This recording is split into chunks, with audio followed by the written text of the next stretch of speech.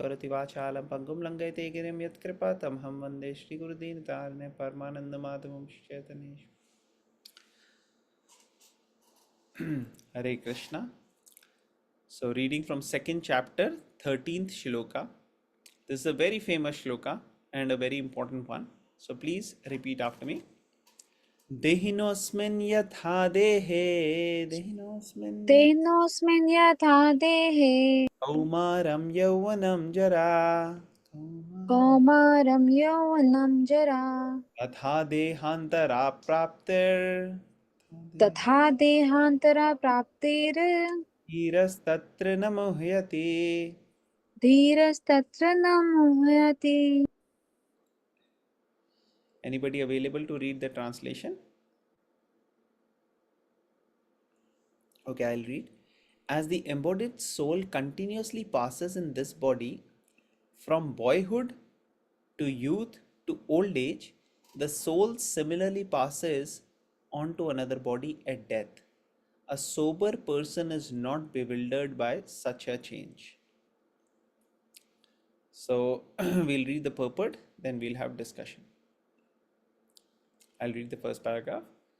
Since every living entity is an individual soul, each is changing his body every moment, manifesting sometimes as a child, sometimes as a youth, and sometimes as an old man. Yet the same spirit soul is there and does not undergo any change. This individual soul finally changes the body at death and transmigrates to another body. And since it is sure to have another body in the next birth, either material or spiritual, there was no cause for lamentation by Arjun on account of death, neither for Bhishma nor for Drona, for whom he was so much concerned. Rather, he should rejoice for their changing bodies from old to new ones, thereby rejuvenating their energy. Such changes of body account for varieties of enjoyment or suffering according to one's work in life. So Bhishma and Drona, being noble souls, were surely going to have spiritual bodies in the next life, or at least life in heavenly bodies for superior enjoyment or material existence. So in either case, there was no cause of lamentation. Hare Krishna. So this is a very very profound shloka, has lot of practical application. We see in our world, the way we are living, um, anything which will give us some comfort, relief, some pleasure is valued, and anything which is even more valued than these is what will save our life or prevent us from dying. So death is something which people want to stay away from. Not just people, but any living entity. That is the nature. The nature is that we don't want to die. And when it comes to our near and dear ones, our loved ones, even their death is so painful and not something which anybody wants to face. So, death is a very, very difficult topic to practically face. Theoretically, one may say, "Arey, death to aani hai. Death has to come. So, what is there? I am fearless about death." Things of that nature people talk about. But when it actually comes to facing it, nobody wants to face it. Neither their own death nor the death of near and dear ones. One of the reason is that we do not know, we don't have much knowledge about what will happen after death. We know practically from our experience that those who actually die, they, their body stops breathing, they don't have any interaction with anybody. So in one way we think that it's the body is ceased to exist, The body is not existing anymore. But what about the person? Many times we say, when somebody dies, we say he or she passed away, gone, chale gaye, chal base. So what does that mean? That means the person, the original personality has gone. The body is still there. So the body is still there, but the person has left. So where have they left for? So here in this particular shloka, Krishna is telling that even in this life, the body changes.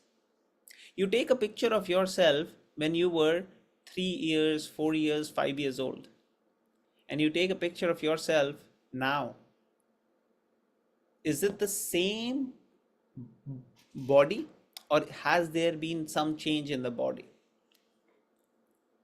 What do you guys think? You take a 3-year-old picture of yourself and a current picture of yourself. Is the body exactly same, or has it changed? It's a rhetorical question, but I'm trying to see if everybody is able to hear me or not. Yes, yes, it changes. So it has changed. So the body has changed, but the person is still the same. The person who we are is still the same. We may even remember that time, especially if it's 3, 4, 5 years old. Sometimes those memories may be still there, that how that time was when this picture was taken. And just like the body has changed from childhood to boyhood to youth, similarly, at the time of death, also the body is changed. And then the soul goes to another body. And when the soul goes to another body, the another body destination is dependent on one's activities and karma. So here Prabhupada mentions in this purport that the next body might be either material or spiritual.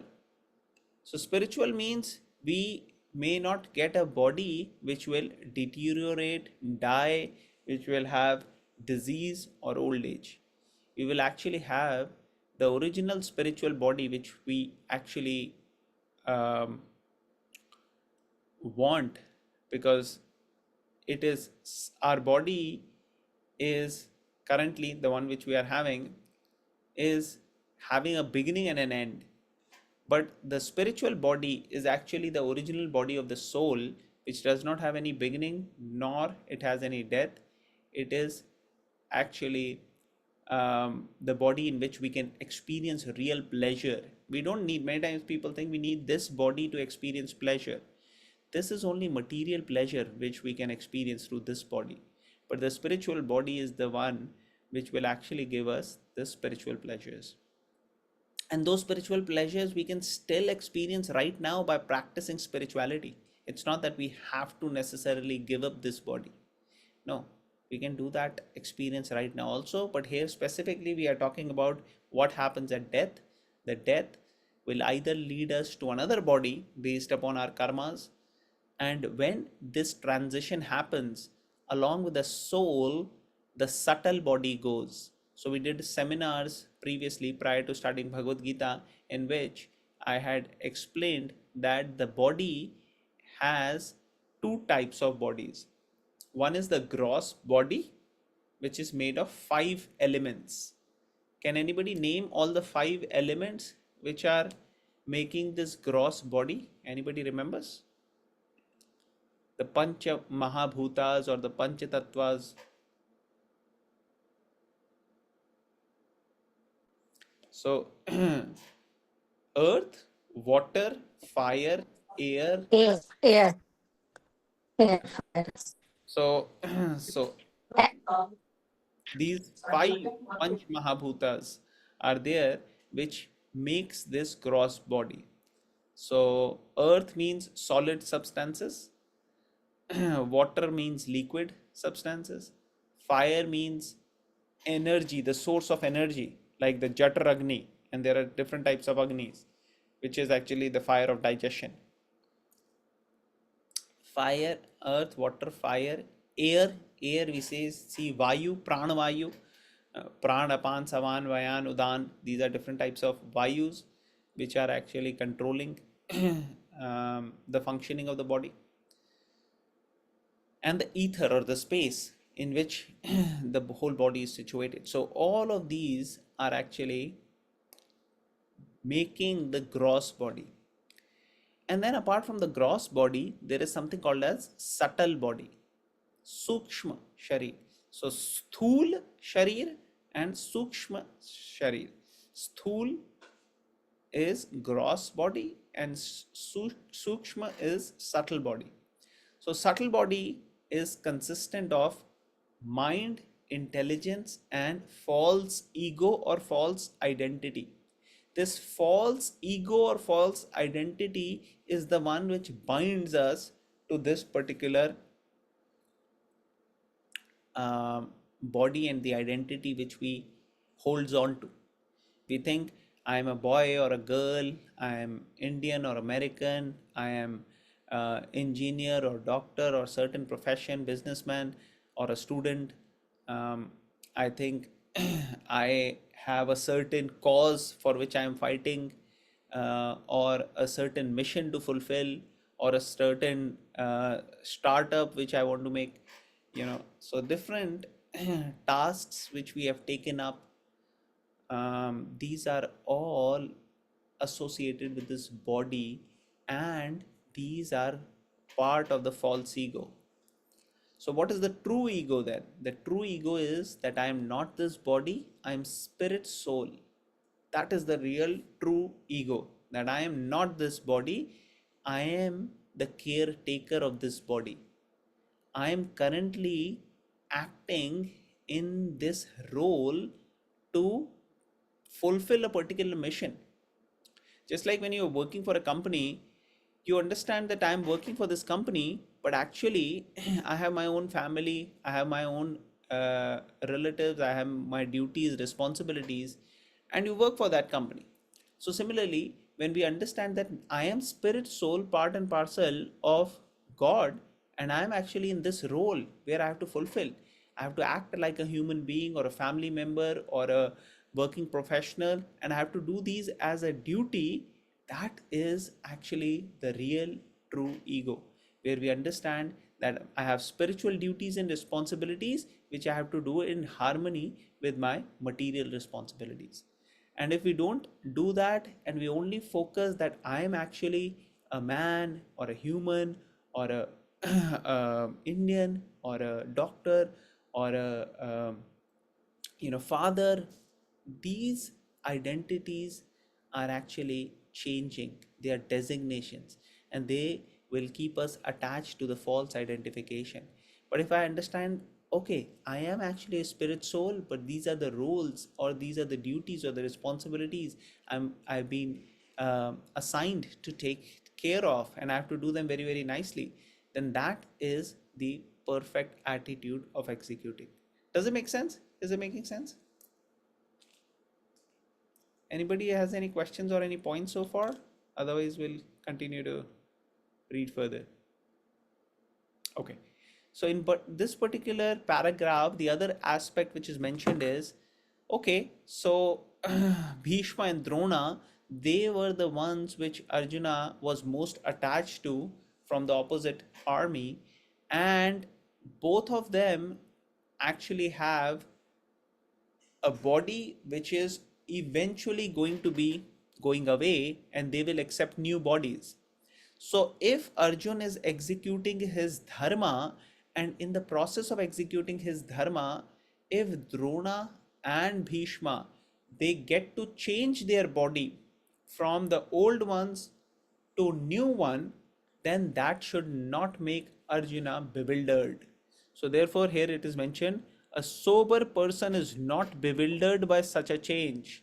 So one should not get confused, or Arjun should not get confused. In fact, he should be happy that this is happening. Now this should not make anybody start killing other people or other animals or any of this, because that is not execution of duty or dharma. Arjuna was only asked to do this because he was doing his duties and dharma in an appropriate manner at that time. Similarly, if somebody is a judge and a judge has to give the right decision, and if the son of the judge commits a crime and comes, he rapes a woman and comes, then judge has a duty and a responsibility to actually put his own son in the prison and do his due diligence to either hang him, kill him, or whatever else is appropriate according to the justice. The judge should not at that time uh, stay away from giving his verdict. On the other hand, when the judge is at home and his son is actually there, it's his duty and responsibility to take care of the son and do the right thing for the welfare and the benefit, give him right values and good upbringing. So this is how we can see that one should not engage in killing indiscriminately, but only if, as a matter of duty and dharma, once you are in that position and that role, if you have to execute, then you have to execute. Just like a police inspector, a police may have a duty of punishing the criminals, but if the police inspector does not use this power properly and actually start punishing those people who are innocent just to show his power, just to show his force and make people do what he wants, that is inappropriate. So these are different ways of understanding what is the right thing Arjuna is being asked or motivated or inspired to do, versus what uh, would have been inappropriate way in which other people could use these powers. So here Bhishma and Drona would get their new bodies, and that would be actually nice, rather than having to be in these old bodies. Okay, we'll continue to read. Anybody available to read the next paragraph? Haribol, I can read. Yes, please. I'll start with any man. Any man who has perfect knowledge of the constitution of the individual soul, the supersoul, and nature, both material and spiritual, is called a dhira, or a most sober man. Such a man is never deluded by the change of bodies. The Mayavadi theory of oneness of the spirit soul cannot be entertained on the ground that the spirit soul cannot be cut into pieces as a fragmental portion. Such cutting into different individual souls would make the supreme slavable or changeable against the principle of the supreme souls being unchangeable. As confirmed in the Gita, the fragmental portions of the Supreme exist eternally, Sanatana, and are called Shara. That is, they have a tendency to fall down into material nature. These fragmental portions are eternally so, and even after liberation, the individual soul remains the same, fragmental. But once liberated, he lives an eternal life in bliss and knowledge with the personality of Godhead. The theory of reflection can be applied to the supersoul who is present in each and every individual body and is known as the Paramatma. He is different from the individual living entity. When the sky is reflected in water, the reflections represent both the sun and the moon and the stars also. The stars can be compared to the living entities and the sun or the moon to the supreme lord. The individual fragmental spirit soul is represented by Arjuna, and the Supreme Soul is the personality of Godhead, Sri Krishna. They are not on the same level, as it will be apparent in the beginning of the fourth chapter. If Arjuna is on the same level with Krishna and Krishna is not superior to Arjuna, then the relationship of instructor and instructed becomes meaningless. If both of them are deluded by the illusionary energy Maya, then there is no need of one being the instructor and the other the instructed. Such instruction would be useless because, in the clutches of Maya, no one can be an authoritative instructor. Under circumstances, it is admitted that Lord Krishna is the Supreme Lord, superior in position to the living entity, Arjuna, who is a forgetful soul deluded by Maya. Hari Bol. Thank you so much for reading. Okay, so we'll try to discuss these last two paragraphs. So, who is a dheer? So, where does this dheer word comes from? It comes from this shloka. Dhiras tatra namuhyati. So, dheera is a person. Prabhupada translated as a sober man. So Dhira is sober. So who is sober? One who has perfect knowledge of the constitution of individual soul, the super soul, and nature, both material and spiritual.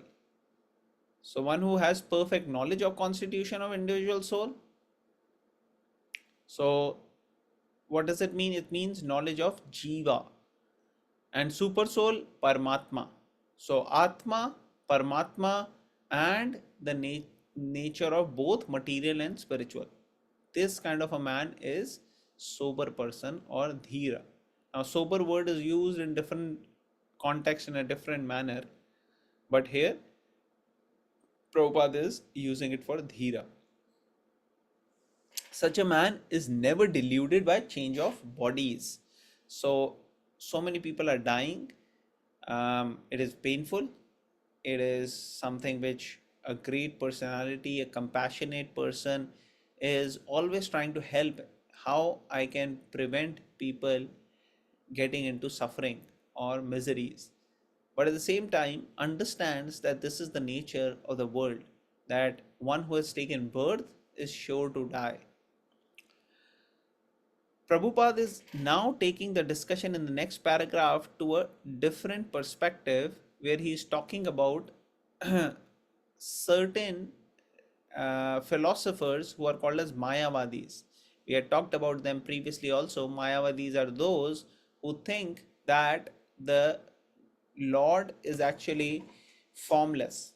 It's formless, and they have this notion that Jiva, when we get moksha, merges into that Nirakar, and basically the individuality is lost and um, becomes one with Brahman. So here in this particular section, Krishna is mentioning that how one body to another body, the soul is transmigrating, and sober person is not bewildered. So Prabhupada is explaining here on the ground that spirit soul cannot be cut into pieces as fragmental portion. So if the spirit soul cannot be cut, so it cannot actually unite also. Not two souls will merge into each other and unite. Those things don't happen. And this will be clarified in subsequent shlokas where Krishna will explain. So such cutting into different individual souls would make supreme cleavable or changeable against the principle of super souls being unchangeable. And then Prabhupada is saying Bhagavad Gita confirms the fragmental portion of supreme exists eternally, Sanatan, and are called Shara. Shara means those who fall down. Akshara means one who does not fall down. These fragmental portions are eternally so, and even after liberation, the individual soul remains the same fragmental. So these fragmental portions or kshara, they are actually jiva, they are the atma, right? And sanatan means they're eternal, there's no beginning, no end. And these are fragment because the supreme lord is infinite, and these are very very small fragment like all of us. And when liberation comes, then the fragment or the jiva lives eternally and blissfully with the supreme. So they don't merge, but actually they live together. So here Prabhupada is mentioning that theory of reflection can be applied to the super soul which is present in each and every individual body and is known as Paramatma. He is different from the individual living entity. When sky is reflected in water, reflection represent both the sun and the moon and stars. Also, stars can be compared to the living entities and the sun or the moon to the Supreme Lord. The individual fragmental spirit soul is represented by Arjun and the Supreme is represented by Lord Krishna. So basic point here is that living entities and the Supreme Lord, they have difference. Living entities are infinitesimal, small, and Lord is infinite. They are not at the same level, and even in future, by no means they will be on the same level. Jiva cannot become God, and Jiva's position is actually very very advanced. Why it is advanced? Because if Jiva connects with the Supreme Lord, actually engages in the loving service, loving devotional service, then actually God or Krishna wants to serve the Jiva, and that is what is happening here. Arjun and Krishna are friends from one perspective, but from another perspective, because Krishna is reciprocating with the love of Arjun. Arjun loves Krishna, and Krishna is reciprocating by becoming Arjun's servant, Arjun's driver. And in this way, there is reciprocation of love. And they are not on the same level because Krishna is the Supreme Lord and Arjun is Jiva, and Arjun has submitted himself, surrendered, taken shelter of Krishna. So now Krishna is instructing Arjun, and Krishna being the instructor and all knowledgeable, his knowledge is actually doesn't have an end. It is unending. So Arjun has a perfect master, and Arjun has the perfect attitude for learning from such a master. And Krishna is beyond any illusory energy or Maya, and Arjun, being a Jiva, is currently under the influence of Yoga Maya, where he is feeling confused. So like this we also get in, under the influence of Maya. um, when we get under influence of Maya, generally it is the Maha Maya which is taking us away from Krishna. And coming out of it, the best way is to hear Bhagavad Gita, read, understand, associate with those who are seriously, sincerely practicing and praying intensely to the Lord and taking shelter of the Lord. That way we can understand. So to summarize in this particular shloka, Krishna is mentioning to Arjun from the previous section that, hey Arjun, never was there time when I, you, and all these living entities did not exist, nor in the future shall any of us cease to be. All these different living beings are actually uh, going to still exist. It is just like currently they may have a certain body, and at the time of death this body will change to a different body. But this is similar to how the body changes from childhood to boyhood to youth to old age, and now the body is going to go away and new body is going to come. So you are a sober person, you are intelligent, you know this, so you should not bewilder by such a change of the bodies, because that is going to happen. Now in the next shloka, Krishna will talk about tolerance, and he will be talking about how um, in different situations one has to tolerate. So we'll read this and we will discuss further. Okay. Anybody has any questions or any comments before we go forward? Okay. This is also very important shloka. So please repeat after me. Matra sparshastu kaunteya. Matra sparshastu kaunteya. कौन्तेय शीतोष्ण सुख दुःखदा. शीतोष्ण शीतोष्ण सुख दुःखदा आगमा अपायिनो नित्यस. आगमा आगम अपायिनो नित्यस् तां स्थितिक्ष्वस्व भारत. तां सतितिक्षा भारता. Anybody available to read the translation? Okay, I'll read. O Yes, son of I can do. Kunti, Yes, sir. I'll read the translation. Up. O son of Kunti, the non-permanent appearance of happiness and distress and their disappearance in due course are like the appearance and disappearance of winter and summer seasons.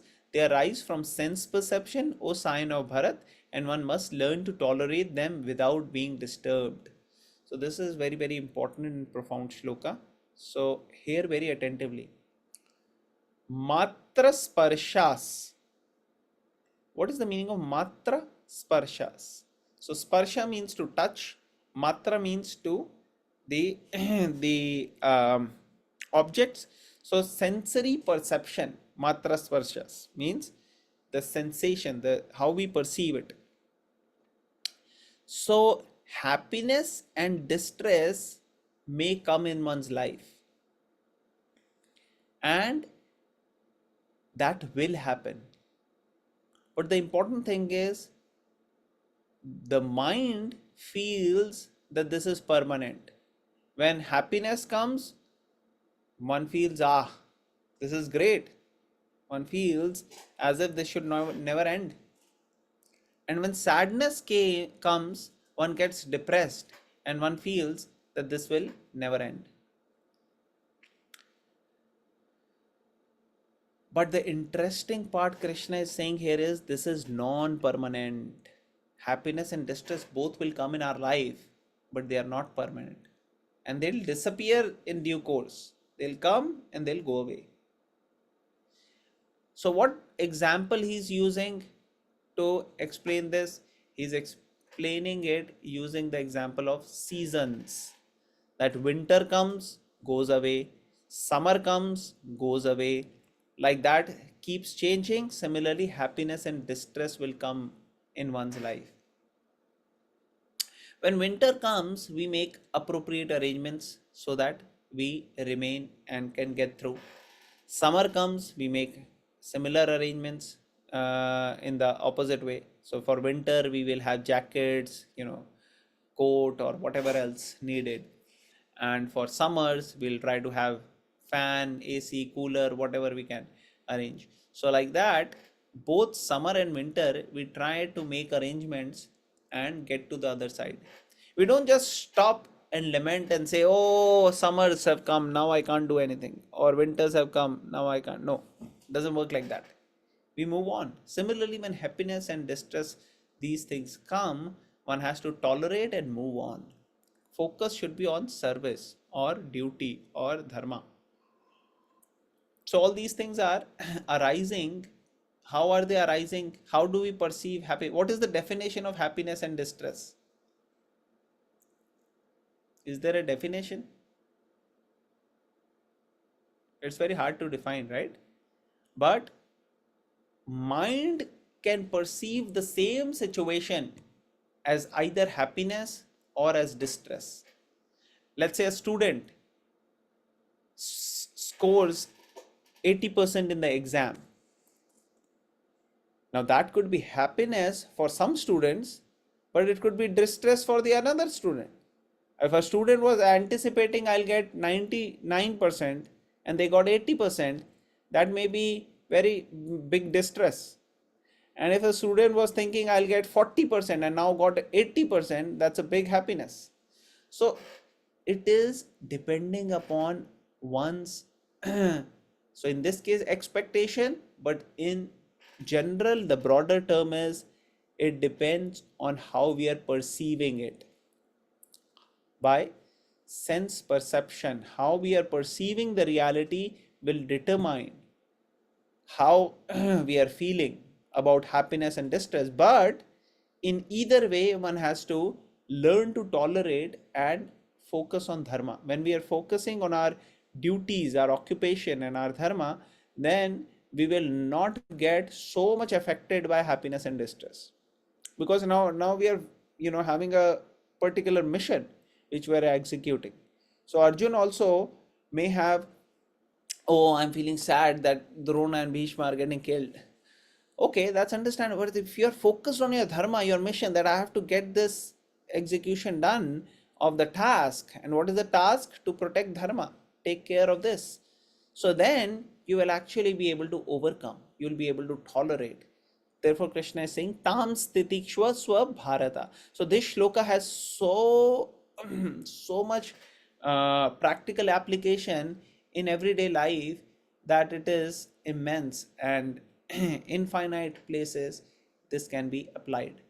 So in our life, many times we'll have situations when we'll be very, very happy, or when we'll be very, very sad. And in both situations, we must remember that we have to learn to tolerate without getting disturbed.